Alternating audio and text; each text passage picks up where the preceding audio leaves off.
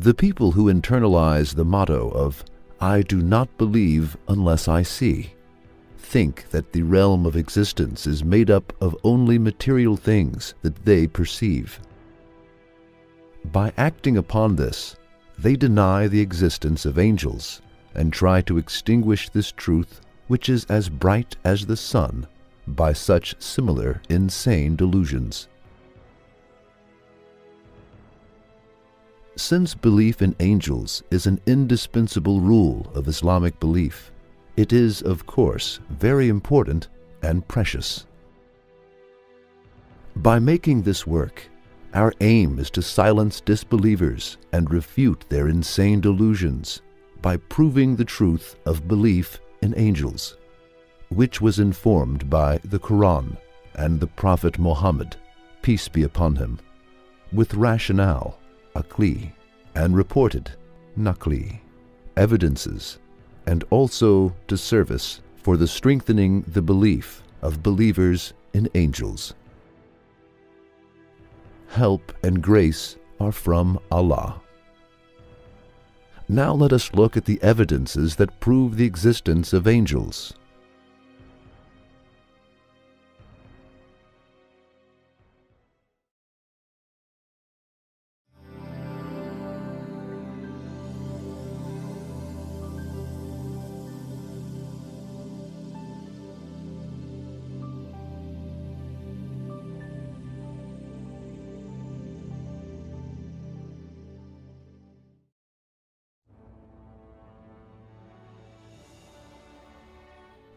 Allah Almighty, who enlivened the world with living creatures in such a way, should definitely have enlivened the skies with angels.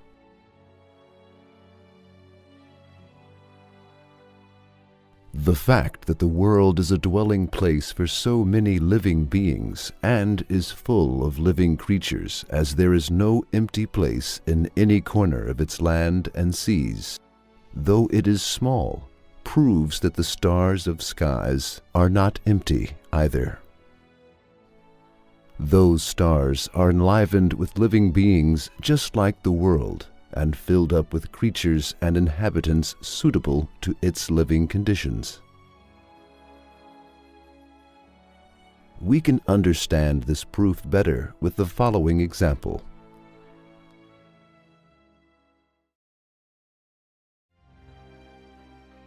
Two friends, one of whom is a Bedouin and the other is civilized, come to a magnificent city like Istanbul. As they wander around that huge and magnificent city, they come across a dirty, poor, and small house, or a factory in a far corner of it. They see that the house is filled up with miserable and lazy men, and every corner of that place has been enlivened with creatures that have life and soul.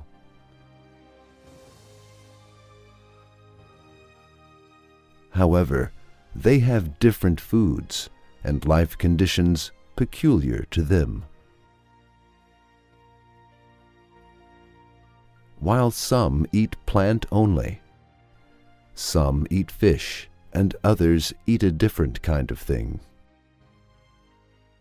These two men, who have seen the scene described above, observe that there are thousands of decorated high palaces very far away.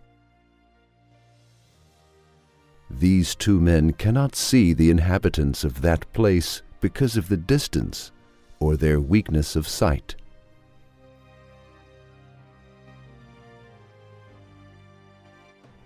Besides, the life conditions that are present in that house do not exist in those palaces.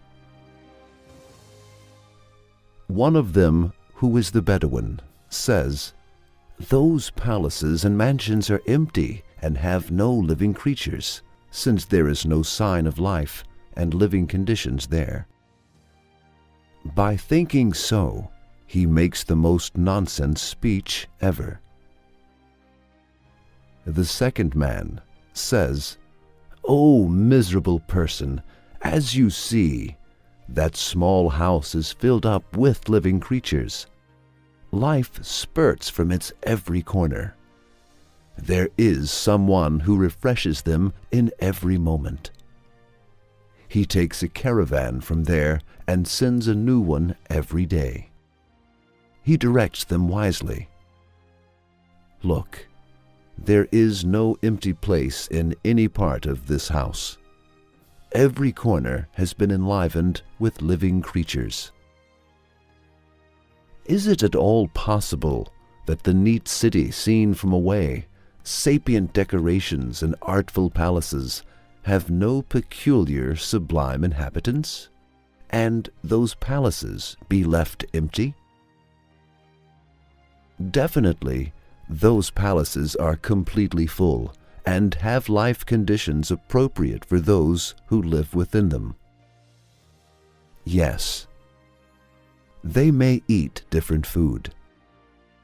Our inability to see them because of the distance or the weakness of our eyes and their invisibility to us can never be a proof that they do not exist. Not seeing something is not a proof that it does not exist. There are so many creatures, things, and events that their existence is above suspicion. Now, let us analyze the example given above.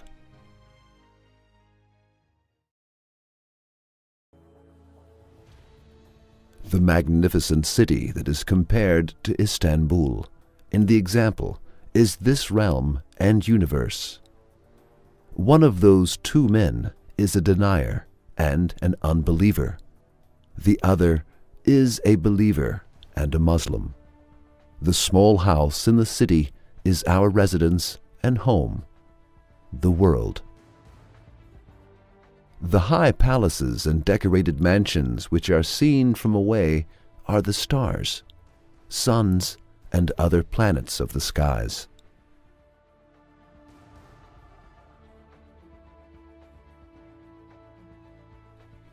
There are living beings in every part of that small house of the city in the example. Similarly, in every corner of our world, there are living creatures. As you can see, from the depth of 100 meters into the oceans to the inside of soil, from the air to the leaves of the trees, there are creatures peculiar to those places. Nowhere is left empty and lifeless. Like this example, our world is like a small house compared to stars and galaxies. Despite this, it was filled with living beings and became a home for living beings. Life was spurted from simple things like eggs, seeds, and water drops. Everything became a source of life. This state clearly proves that this endless space and the magnificent skies are full of suns, stars, constellations, and conscious creatures. The Quran names them as Melaike, angels. After seeing the earth being a home for endless living beings, despite its small size, it is impossible to think that those enormous stars are empty. The fact that this world is filled with endless living beings proves that Allah, who is the Sultan of this city of the world, gives importance to life, and He realizes most of the wisdoms behind the creation of this realm through living beings. In that case, how can He leave the enormous stars of the skies empty? That is, the existence of the angels is as definite as the existence of human beings and animals. The fact that this world is filled with endless living beings, despite its small size compared to the sky, and that it is sometimes emptied and enlivened with new beings proves that the skies that have magnificent constellations are full of living beings. Those living beings, like human beings and jinn, are the spectators of the palace of the universe, the observers of the book of creation, and the heralds of the divine sovereignty.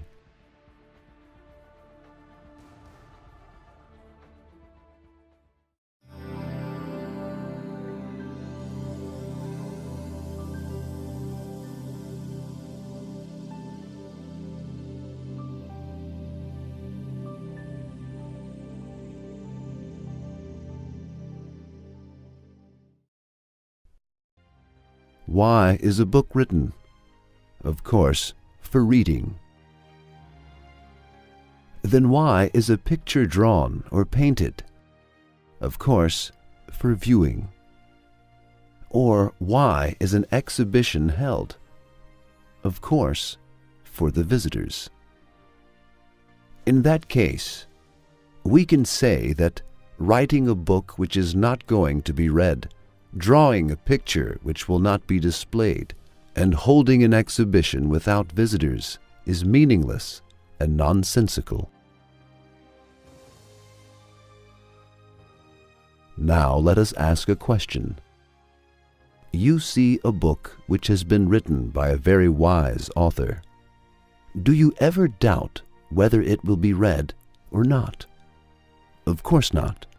For the skill of that author does not let a book that will not be read be written. Since he wrote a book, he will let it be read.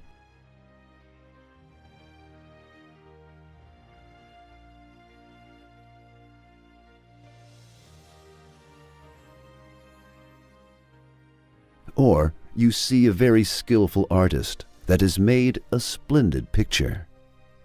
Do you ever doubt whether it will be viewed or not by others? Of course not. As this artist is very skillful, he does not draw a picture that will not be viewed. Since he drew it, of course, he will let it be viewed.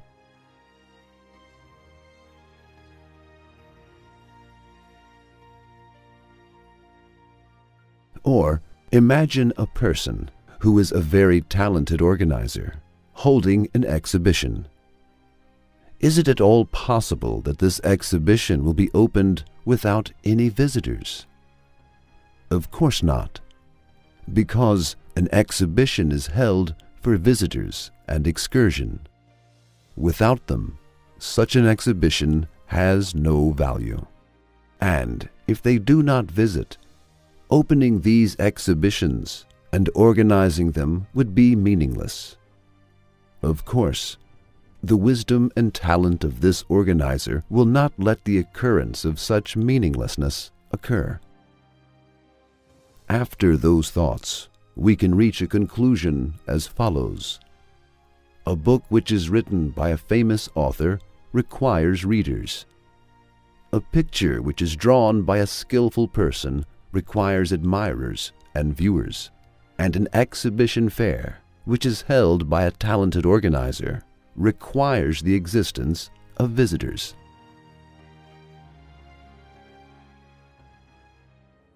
Similarly, this world and realm is a book which is written with wisdom.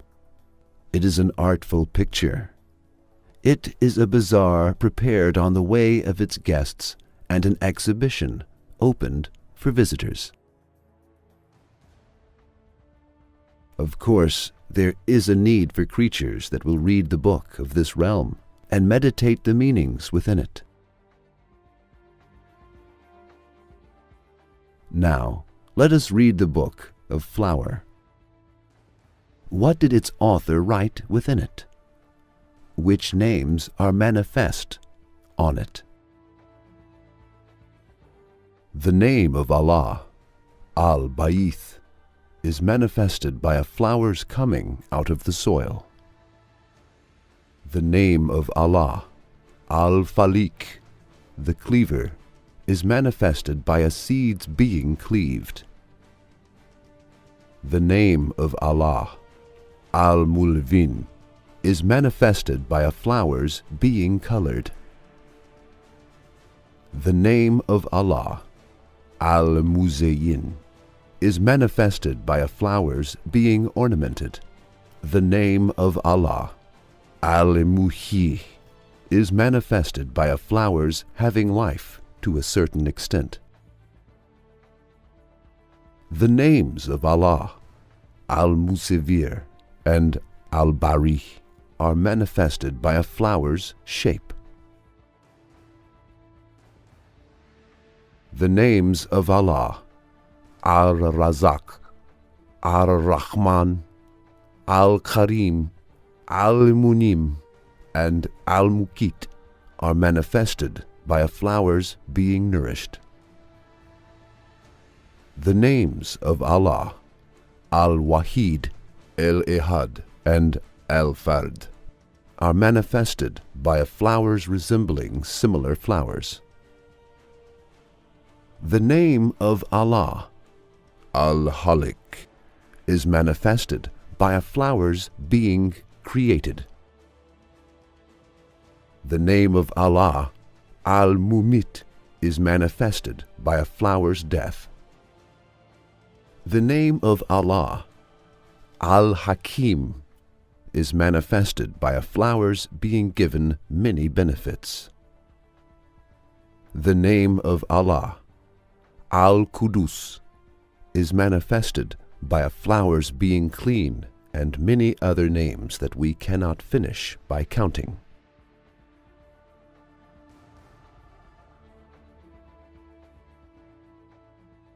That is, there are countless names within the book of a flower. That book is just like an ode of Al-Azma, Al-Husna, the most beautiful names of Allah. You will see a name of Allah being written in any line and word within it.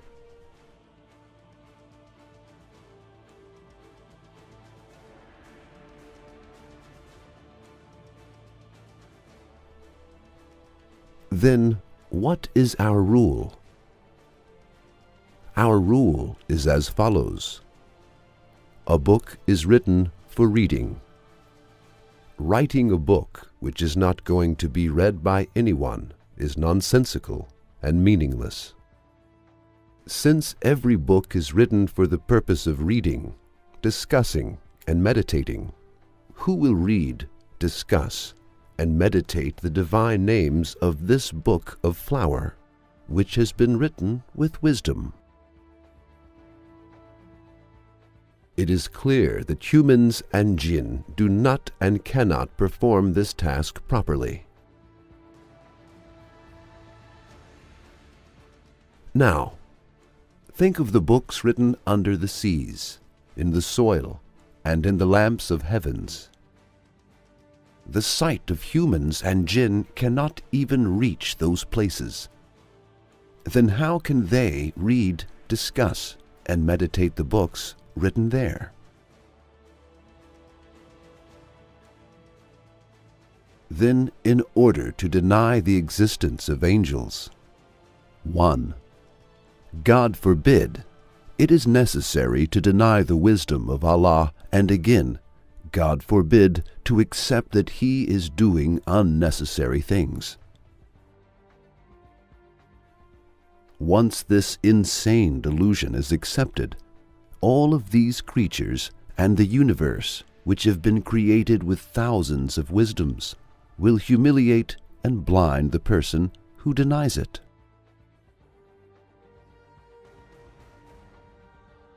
Two. It is necessary to deny the books of the universe. If there were not any books, then there would be no need for reading and meditating. That is, there will be no need for angels any longer. This is only possible by denying the universe, the material inside of it, and considering everything as a dream, along with his own existence. It is impossible for a sane person to accept this. In that case, there remains only a single option: accepting the existence of angels and spiritual beings who are capable of reading, discussing, and meditating the meanings of this endless book. It is as definite and clear as the existence of the books, since this realm itself and everything within it is a kind of book and demands readers and meditators. And on the other hand, it is a picture and painting which has been made artistically. Look at birds, how they are painted differently. Some birds may have 7 to 8 different colors. Look at butterflies, how they are ornamented and decorated. Look at trees, how they are beautified with leaves and fruits. After seeing these, can anyone be suspicious about the existence of angels? Since a simple picture proves the existence of viewers and it becomes nonsensical when they do not exist, is it at all possible that this realm, which is as valuable as very artistic pictures and the material things within it, does not want viewers? Of course it wants. Then, is it possible to say that humans and jinn perform this task properly? Of course not, let alone humans viewing the pictures in front of him, since their perceiving of this realm is so weak. How can they perform the task of viewing properly? Moreover, they cannot watch what they see because of heedlessness. Then, is there not a necessity for beings who always see and view these extraordinary pictures and arts? Of course, there is, and they are angels and spiritual beings. Since a picture is made for viewing, and it is not appropriate for wisdom to draw a picture without viewers, Allah will definitely not leave the pictures that He drew without any viewers, and will let them be viewed by angels. In order to deny this, 1. It is necessary to deny the visible pictures and work of arts within the universe. 2. Or it is necessary to accuse Allah, God forbid, who is the owner of these arts, of ignorance. Neither of these two options is possible. In that case, there remains only a single option. Allah, who created all of the things in this universe in the form of an exceptional work of art, will definitely create beings that will view those pictures and appreciate and praise Him and His art by saying, MashaAllah, Barakallah. How beautifully they were created. This is the loftiest purpose of creation. The ones that will fulfill this duty are angels and spiritual beings.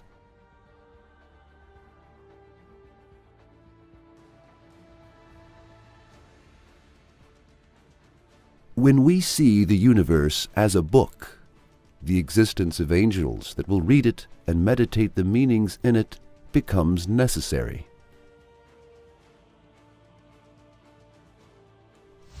When we see the universe as an artistic painting, the existence of angels that will view it and appreciate and praise its maker becomes necessary. Similarly, when we see this realm as a market, an exhibition of works of art, the existence of angels that will enliven the market and watch and visit the exhibition becomes necessary.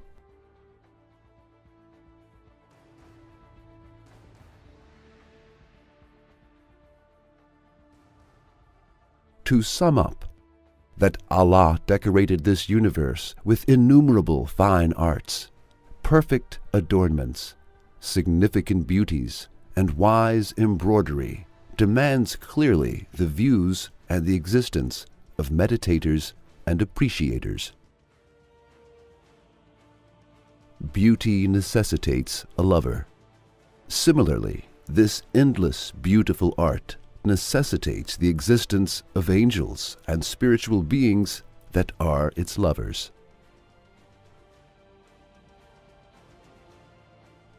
Since these endless works of art necessitate endless meditation and worship, and since humans and jinn can do only one out of 1,000,000 of the meditation and worship that necessitate endless duty, infinite meditation, great deals of worship, and wise sight, species of endless angels are necessary to fulfill those endless duties, to fulfill the ranks of this universe, which is like a mosque, and to enliven it.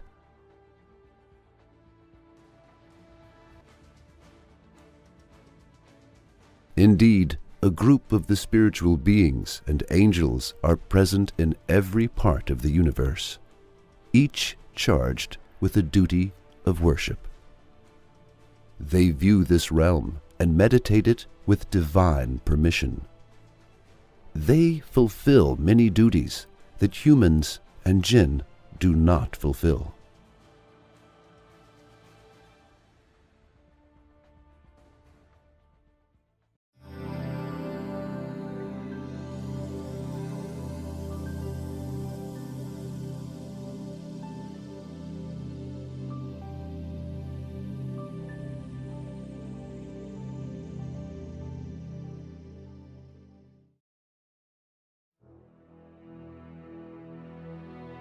The essence of life proves the existence of angels.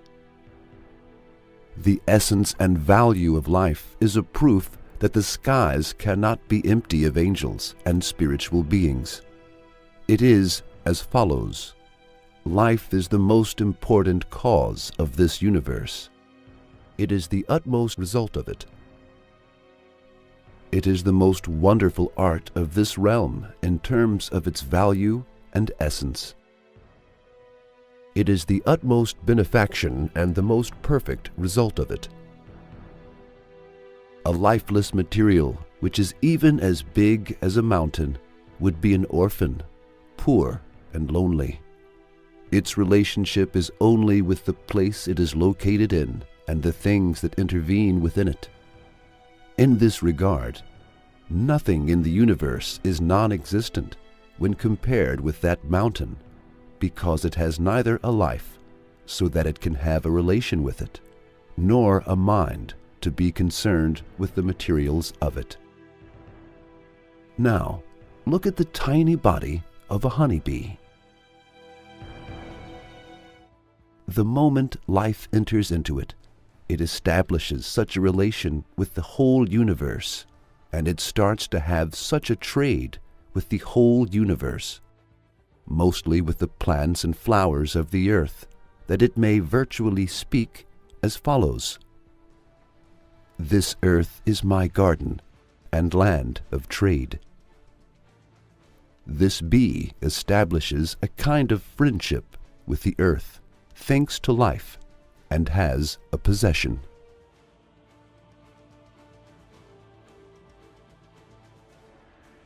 By considering all qualities of life, it can be said that there is no existence without life. It is just like non-existence. Since life has such an importance, and this small world has been filled with various life forms because of its importance, the following result is definitely reached. These heavenly palaces and high towers of skies have been filled up with life forms peculiar to them and that have life and conscious. These luminous beings live there just like fish live in water. Imagine an aquarium which has been prepared perfectly and adorned but which has no fish in it. In that case, the beauty of this aquarium has no meaning. Similarly, if this universe, which has been created with wisdom and adorned, but has not been enlivened with life forms, it will lose its beauty and wisdom just like that aquarium. Now think, if there were no life forms in our world, how would the world be? Would it have any importance? If its mountains were made of gold, its stones were ruby, and its soils were emeralds, would it have any importance? Let alone the world, if paradise were deprived of life forms despite its beauty and had no living beings, would it be of any importance? Definitely not.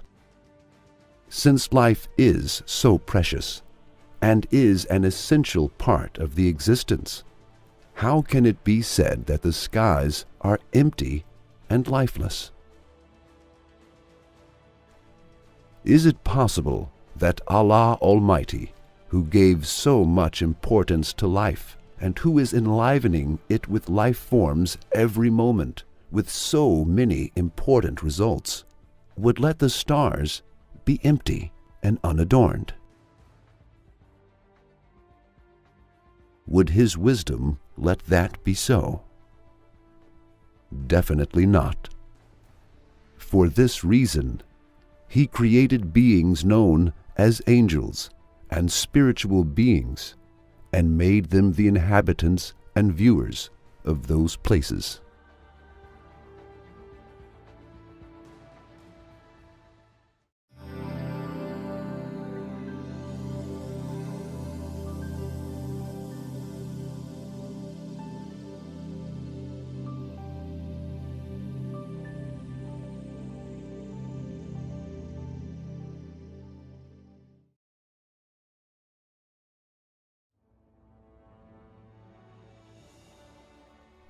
It is a general rule that the words of experts of a science or art are valid when a conflicted issue is in question.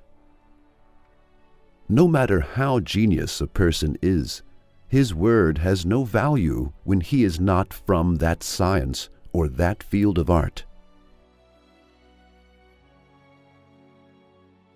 For example, in the diagnosis of an insignificant illness, the word of a great engineer has no value. In the field of medicine, the right to speak belongs to the doctors, and the word of an ordinary doctor is preferable to the word of a great genius who is not a doctor. Just like this, regarding the issues of religion and belief, the words of scholars and investigators are valid. The words of a materialistic philosopher are not respected.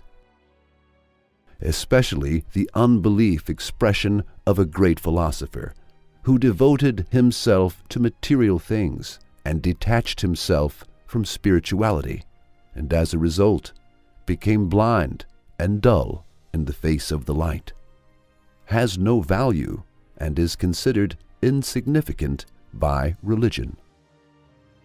So, the right to speak on the subject of the existence of angels belongs to scholars who are expert in this area.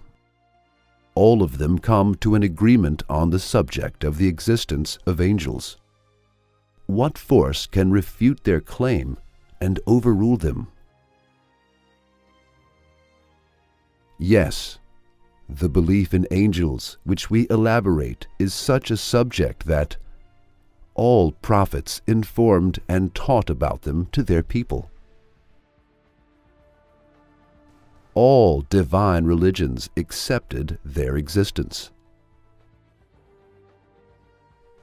All awliya, saints, have an agreement based on their experience. All asfiya, selected people, and scholars witnessed their existence based on their proofs. So, there is a great consensus and agreement in our subject. All of the scholars who prefer reasoning and those who prefer verses and hadiths agree on it. Even the excessive materialist philosophers called mashais, peripatetic philosophers, cannot deny the existence of angels and say, every species has an abstract spirit peculiar to it. They define angels like that. The philosophers called Ishraqiyun, illuminationists, had to accept the meaning of angels, but named wrongly as 10 minds and lords of species. Even the materialists and naturalists, whose reasoning is restricted to what is immediately apparent to them, have been unable to find a way to deny the reality and meaning of the angels. They have been compelled to affirm them in one respect by claiming them to be one of the natural laws, although they described them wrongly, naming them Kuwayisaria, that is, flowing forces. Although they disagreed on the term, they agreed on the meaning of angels. Now, we address the person who doubts the existence of the angels as follows. O wretched man who is reluctant to accept existence of the angels! What do you base this view on, and what facts do you rely on that you deny an issue that all of the scholars who prefer reasoning accept consciously or unconsciously, and the existence of beings that the religious people agree on, and you oppose their unanimous agreement? Since all of the wise and religious people and scholars who prefer reasoning and those who prefer verses and hadiths agree unanimously that the beings do not consist of the beings in the visible realm only. Since this world of ours has been filled to such a degree with animate creatures and beings with spirits, it is definite that the beings do not live in this realm only. There are many other levels of existence. This visible realm is an embroidered curtain compared to them.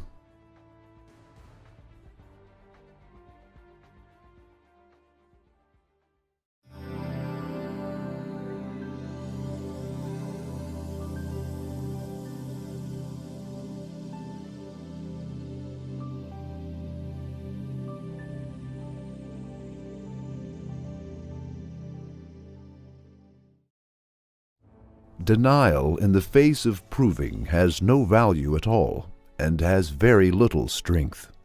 For example, in order to understand the beginning of Ramadan, it is enough to see the moon in the shape of a crescent.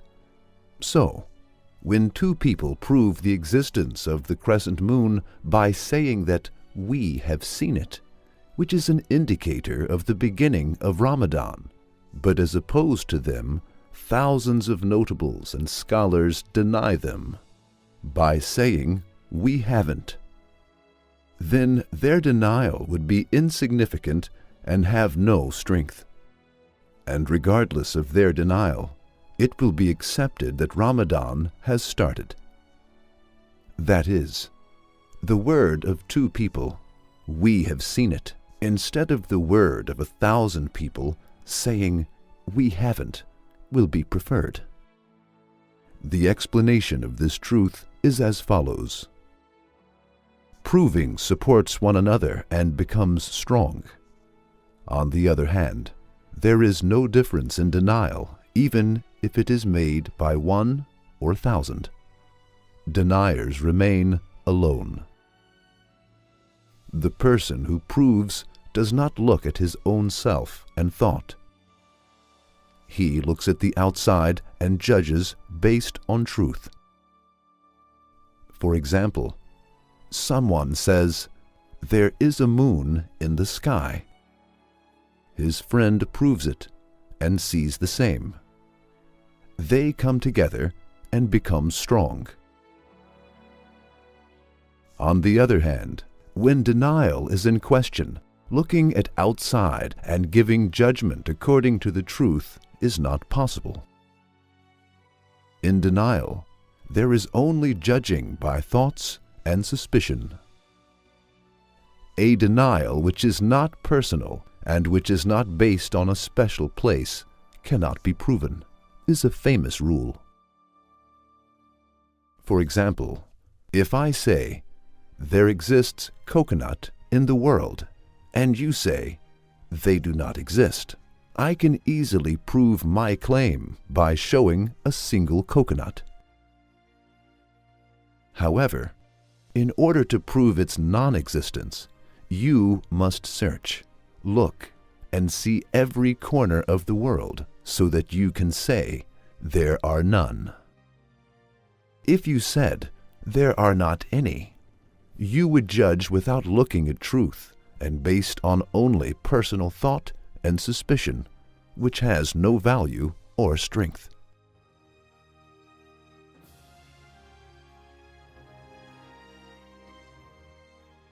Since deniers cannot look at truth, it is certain that they judge according to their thoughts, reasoning, and personal perceptions.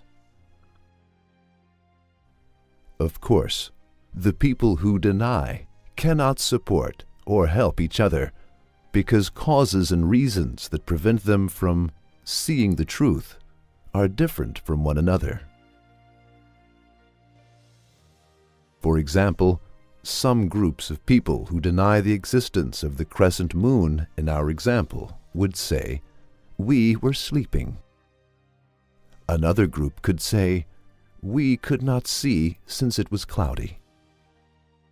And also, some would say, we could not see since we have visual impairment. And so on. So, the results even differ by the variety of words as in my opinion, and in my view, or I think, and in that case, there will be no solidarity and strengthening of one another.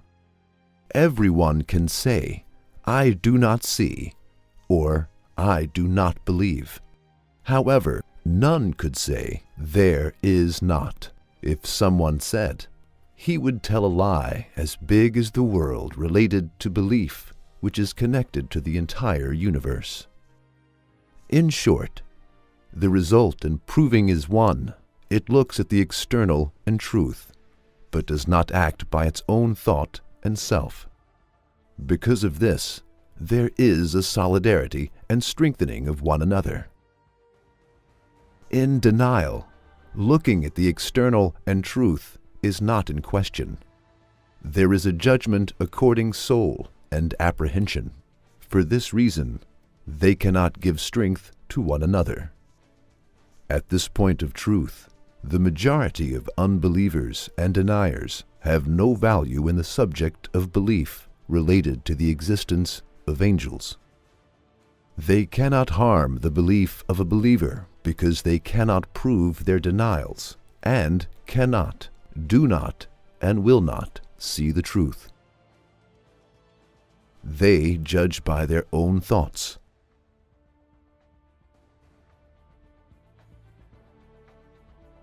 Let us look at the issue of belief in angels, which is our issue. A person who denies the existence of angels must travel the entire universe and look in every corner in order to prove his denial. This is not enough. He must show it to us as well. He must even travel to the past and the future and look so that he can prove his word, there is not. When he cannot succeed in doing this, his word, there is not, is only his apprehension and suspicion. That is, it does not exist, according to him, but not in reality. It is not possible for him to deny in reality because, as we have mentioned before, denial is divided into two. The first one, someone says, a certain thing does not exist at a certain place or in a particular direction. For instance, to say there are no apples in this room. This kind of denial can be proved because it is possible to see and to show the whole room. The second is to deny the realities of belief related to the hereafter and centuries. This kind of denial cannot in any fashion be proven. What is needed to prove such denial is a vision that shall encompass the whole universe, behold the hereafter, and observe every aspect of time without limit. Then, even if thousands of philosophers who deny the existence of angels come together, they are regarded as one person. They cannot support the views of one another, and they cannot testify for one another, because they made judgments based on their own thoughts and apprehensions. None of them searched every corner of the universe and looked for angels. However, those who accept the existence of angels did not make judgments based on their own thoughts, but on evidence, and looked outside. That is, the word of two people that prove is stronger and more valuable than the word of 1,000 philosophers who deny. Then, how can the words of philosophers who make their judgments based on their thoughts and apprehensions be believed regarding issues of belief, on which hundreds of thousands of saints, like Abdul Qadir Geilani, who beheld Allah's sublime throne while still on earth, who spent 90 years advancing in spiritual work, and who unveiled the truths of belief with a certainty at the degree of knowledge, agree? Are not their words, denials, and objections drowned out like the buzzing of a mosquito by the roaring of thunder?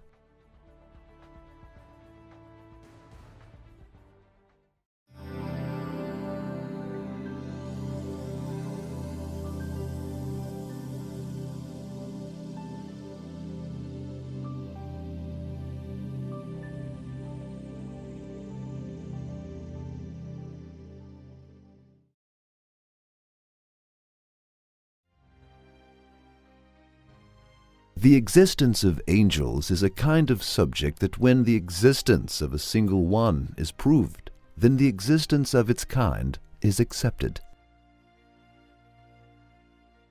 Seeing a single angel is enough for accepting its kind, because whoever denies must deny them all. A person who accepts one must accept all of its kind as well.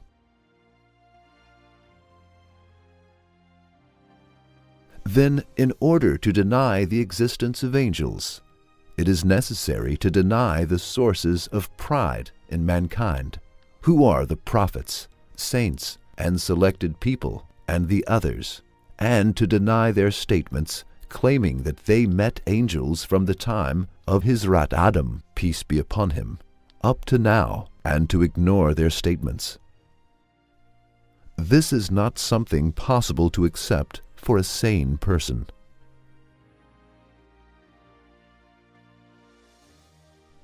Since this is the truth, look.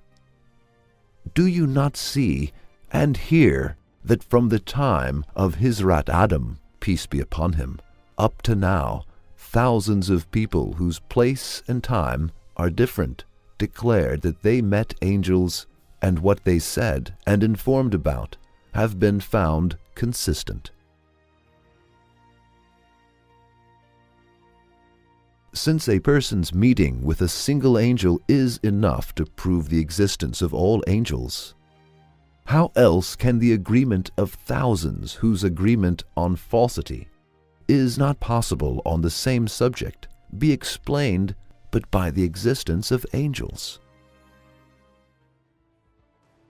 Is it at all possible that Not a single angel is seen apparently, witnessed certainly, and their existence is not perceived, but there is a consensus and agreement on this issue, and this agreement can continue in all ages?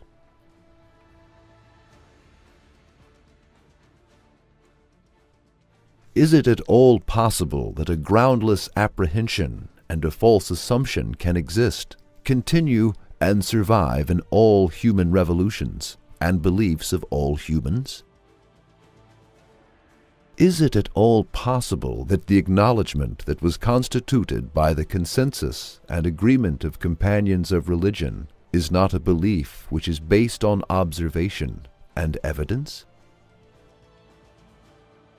Is it all possible that this great agreement is not based on infinite signs, observations, and events, but judged by only imagination? Is it at all possible that the existence of angels, whose news was given by prophets and saints, who are the suns, stars, and moons of humanity, in a way of tawatur, definite way, along with a spiritual agreement and witnessing, can cause suspicion? As we have expressed before, they are the experts of this subject. It is well known that experts are preferred to thousands of ordinary people. Besides, they are experts on this issue. They are preferred to people who deny. In short, when the existence of a single angel is witnessed in the course of time, it proves the existence of all of them. How else can the agreement of thousands, whose agreement on falsity is not possible on the same subject, be explained but by the existence of angels, since it is enough to prove the existence of all angels, even a single person's meeting with a single angel? So, this proves that the existence of angels is right and true.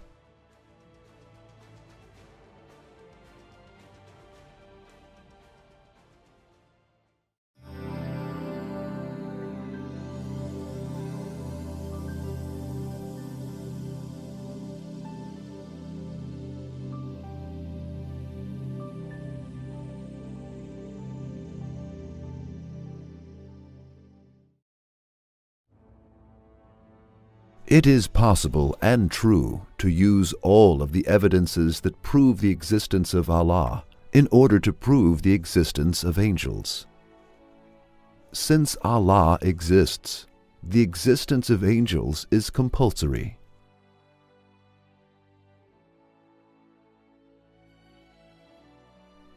Is it at all possible that Allah, who is the owner of this universe, should cause creatures to speak with one another in hundreds of thousands of languages, that He should listen to their speech, know them, and He Himself should not speak? God forbid! Not to speak is a deficiency. Allah is free and away from deficiencies.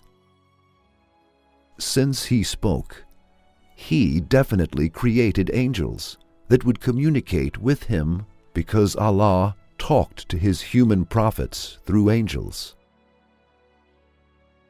So, all of the evidences that prove the existence of Allah and His attribute of speech prove and necessitate the existence of angels that He addresses. Only Allah can know the true nature of the word of Allah. It is unknown to us. Is it at all reasonable that Allah created this universe, and He should not declare His divine purposes through a decree? That He should not send a book like the Quran, which will solve the riddles of this world and provide the true answers to the three awesome, universally asked questions? Where do the creatures come from? Where are they going? And Why do they come in convoys, stop for a while, then pass on? God forbid. He definitely sent it. Since he sins and will sin, he definitely created angels that he will use as a means of sending. So, all of the evidences that prove the existence of Allah and his sending books prove and necessitate the existence of angels.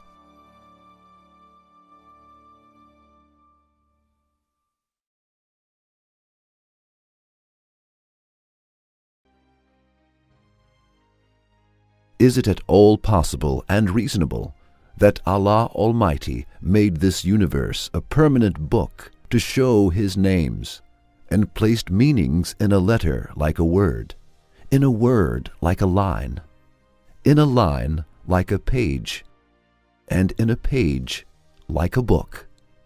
And He should not create angels who read them properly, and He should deprive His book of being read and its meanings of being understood?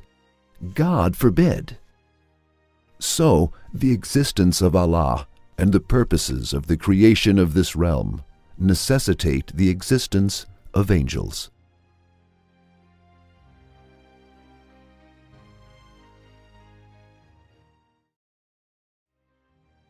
Is it at all possible that Allah Almighty made this realm a mosque by decorating it with magnificent verses, meaningful embroidery, and created a species in every corner of it to worship, and that He should leave the stars, which are like the rooms of this mosque, empty without any worshippers?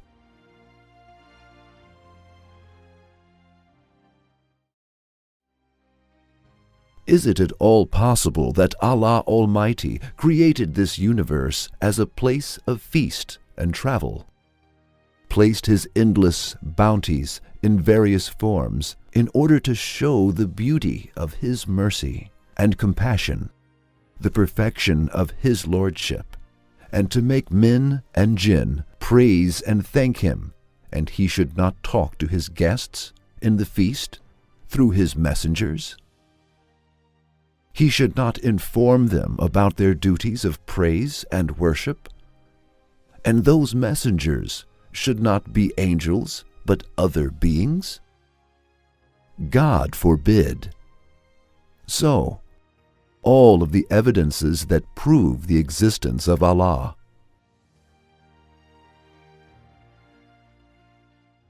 and that men have the duties of thanking, praising, and worshiping Allah necessitate and prove the existence of angels.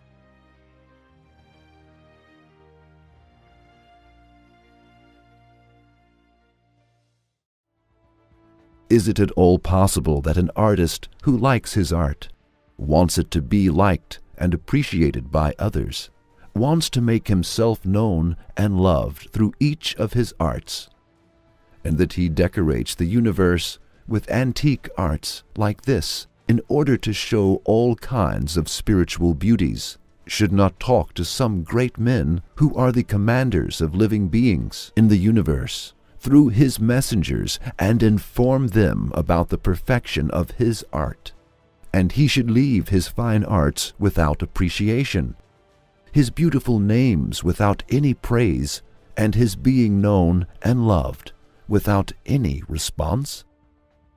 God forbid. So, the evidences that prove the existence of Allah and His wisdom in creating this realm prove the existence of angels as well.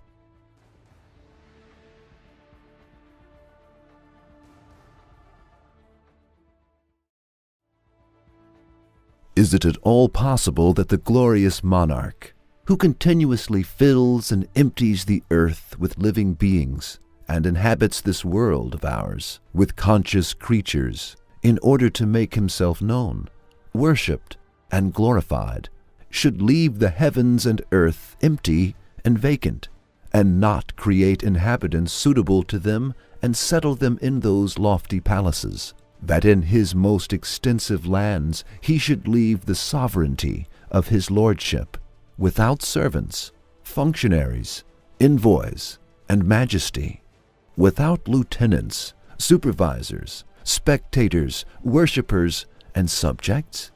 God forbid. To the numbers of the angels, God forbid.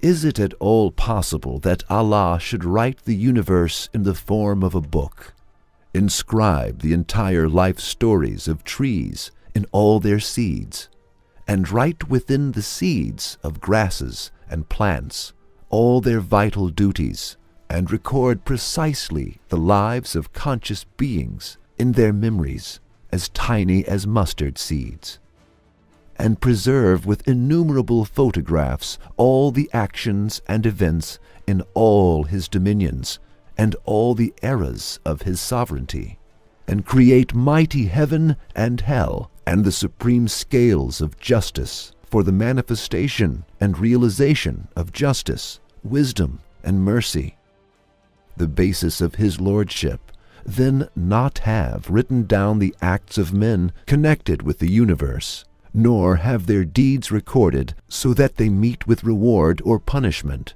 nor write their good and bad deeds on the tablets of divine determining? God forbid. To the numbers of letters inscribed on them. So, belief in Allah also covers belief in angels who fulfill this duty.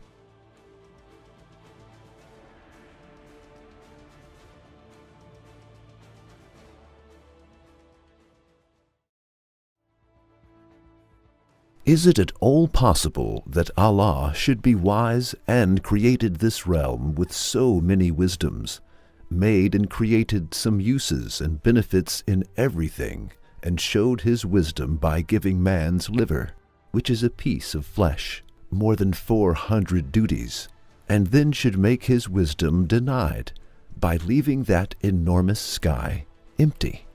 God forbid. So, all of the evidences that prove the wisdom of Allah Almighty prove the existence of angels, too, because leaving the skies empty is like constructing buildings in which no one will live, which is contrary to wisdom. If a wise person constructs a building, he will definitely bring people who will live there in order to eliminate the lack of wisdom. Since Allah is absolutely wise, He will definitely fill the skies with angels and will not make His wisdom denied.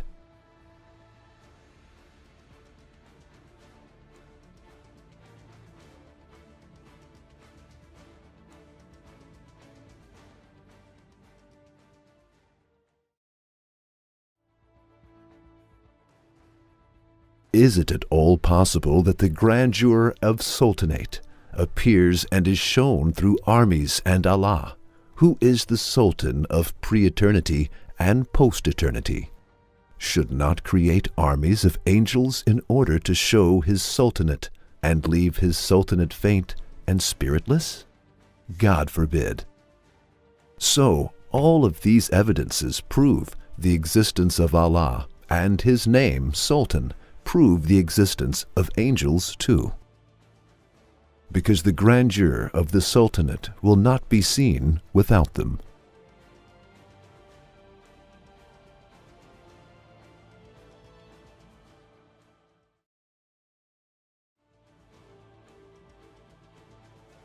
It is possible to give more examples relating to the issue that all of the evidences that prove the existence of Allah also prove the existence of angels.